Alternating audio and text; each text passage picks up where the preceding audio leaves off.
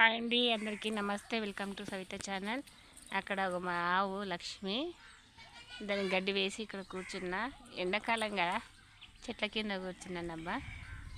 ఇక్కడ చెట్ల కింద కూర్చున్నాను. అందరు బాగున్నారా? కోళ్ళు కూడా ఉన్నాయి చూడండి, కోళ్ళు మేస్తున్నాయి దానా. అందరూ అడుగుతున్నారు, నీకు ఇక్కడ గొంతుకాడ ఏమైంది ఏమైంది అనేసి. నేనైతే చిన్నగా ఉన్నప్పుడు కాలినానబ్బా. నేను చిన్నగా ఉన్నప్పుడు అంటే బాగా చిన్నగా ఉన్నప్పుడు గ్యాస్ పేలింది. గ్యాస్ మీద పొయ్యి ముట్టిస్తారు కదా, అది బర్నల్ పేలిపోయింది చిన్నగా ఉన్నప్పుడు.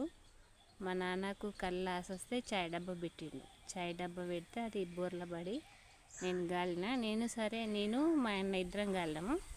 కాలినాక అన్న ఒక నెల బతికి ఉన్నాడు. ఆడికి అన్న చచ్చిపోయిండు. అన్న చచ్చిపోయింది కూడా నాకు చెప్పలేరు, డాక్టర్లు చెప్పొద్దన్నారంట. అందుకనే చాలామంది అడుగుతారు, అక్క ఇంత మంచిగా ఉన్నావు, నీ గొంతుకి ఏమైంది అని అడుగుతున్నారు.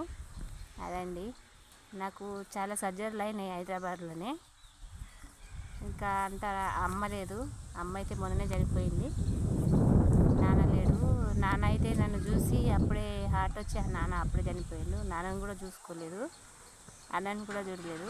మొన్న రీసెంట్గా తమ్ముడు కూడా ఇంట్లో నుంచి వెళ్ళిపోయిండు. ఎక్కడ వెళ్ళిపోయిందో కూడా నాకు తెలియదు. మస్తు దేవుళ్ళ అన్న, అయినా దొరకలేడు తమ్ముడు. ఇదండి నా జీవితం చరిత్ర. చాలామంది అడుగుతున్నారని చెప్పాను, లేకుండా చెప్పకపోతుంటే. మా మస్తు అంటే మస్తు బాధపడ్డా. వదిలేయండి, ఇంకా ఏం చేస్తాం.